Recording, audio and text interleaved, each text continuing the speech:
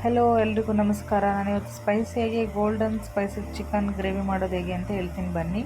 ಮೊದಲಿದಾಗೆ ಒಂದು 10 ಹಸಿರು ಮೆಣಸಿನ್ಕಾಯಿ, ಕಟ್ ಮಾಡಿ ಇಟ್ಕೊಂಡಿರೋ ಅಂಥ ಸಾಂಬಾರು ಸೊಪ್ಪು ಮತ್ತು ಪುದೀನ, ಹಾಗೆ ಒಂದು ಈರುಳ್ಳಿ, ಹಾಗೆ ಚಕ್ಕೆ ಲವಂಗ, ಒಂದು 4 ಮೆಣಸು ಹಾಕ್ಕೊಂಡು ಚೆನ್ನಾಗಿ ಪೇಸ್ಟ್ ಮಾಡಿ ಇಟ್ಕೊಳ್ಳಿ.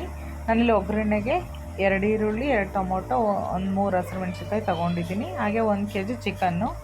ನೆಕ್ಸ್ಟ್ ಒಂದು ಪಾತ್ರೆಗೆ ಒಂದು 3 ಸ್ಪೂನ್ ಎಣ್ಣೆ, 1 ಸ್ಪೂನ್ ಸೋಂಪು, ಅರ್ಧ ಇಂಚು ಚಕ್ಕೆ, ಹಸಿರು ಮೆಣಸಿನ್ಕಾಯಿ ಕಟ್ ಮಾಡಿ ಇಟ್ಕೊಂಡಿರೋದನ್ನು ಅದ್ರ ಮೇಲೆ ಈರುಳ್ಳಿನ ಹಾಕೊಂಡು ಚೆನ್ನಾಗಿ ಫ್ರೈ ಮಾಡಿ. ಚೆನ್ನಾಗಿ ಫ್ರೈ ಆದಮೇಲೆ ಅದಕ್ಕೆ 1 ಸ್ಪೂನಷ್ಟು ಶುಂಠಿ ಬೆಳ್ಳುಳ್ಳಿ ಪೇಸ್ಟ್ ಹಾಕ್ಕೊಂಡು, ಹಾಗೆ ಟೊಮೊಟೊನ ಹಾಕ್ಕೊಂಡು ಚೆನ್ನಾಗಿ ಹಸಿ ಸ್ಮೆಲ್ ಹೋಗೋವರೆಗೂ ಮಿಕ್ಸ್ ಕೊಡಿ. ಹಸಿ ಸ್ಮೆಲ್ ಹೋಗಾದ್ಮೇಲೆ ನಾನು ಏನು ತೊಗೊಂಡಿದ್ದೆ 1 kg ಚಿಕನ್ನು, ಅದನ್ನು ಕೂಡ ಚೆನ್ನಾಗಿ ಹಸಿ ಸ್ಮೆಲ್ ಹೋಗೋ ತನಕ ಮಿಕ್ಸ್ ಮಾಡಿದ್ದೀನಿ.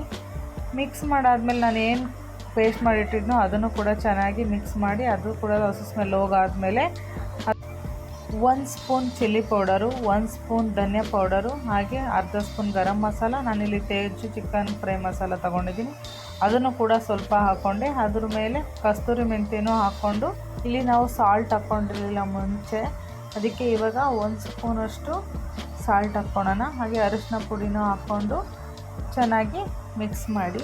ಮಿಕ್ಸ್ ಮಾಡಾದಮೇಲೆ ಈ ಖಾರದ ಪುಡಿ ಸ್ಮೆಲ್ಲೆಲ್ಲ ಹೋಗಾದ್ಮೇಲೆ ನಾವೇನು ಖಾರ ರುಬ್ಬಿಟ್ಟಿದ್ವೋ ಅದನ್ನು ಮಸಾಲೆ ಸ್ವಲ್ಪ ನೀರು ಹಾಕ್ಕೊಂಡು ಅದನ್ನು ಕೂಡ ಚೆನ್ನಾಗಿ ಕುದಿಸ್ಕೊಳ್ಳೋಣ. ನಾನಿಲ್ಲಿ 1 ಗ್ಲಾಸಷ್ಟು ನೀರು ಹಾಕ್ಕೊಂಡು ಚೆನ್ನಾಗಿ ಕುದಿಸ್ಕೊತಿದ್ದೀನಿ. ನೋಡ್ತಿರ್ಬೋದು ಈಗ ಸ್ವಲ್ಪ 80% ಬೆಂದಿದೆ. ಅದನ್ನು ಬೆಂದಾದಮೇಲೆ ಅದ್ರ ಮೇಲೆ ಸ್ವಲ್ಪ ಕಟ್ ಮಾಡಿ ಇಟ್ಕೊಂಡಿರೋ ಕೊತ್ತಂಬರಿ ಸೊಪ್ಪನ್ನ ಹಾಕ್ಕೊಂಡು ಉದುರಿಸ್ಕೊಂಡೆ. ಫೈನಲಿ ರೆಡಿ ಆಯಿತು golden style chicken fry masala. ಒಮ್ಮೆ ಟ್ರೈ ಮಾಡಿ.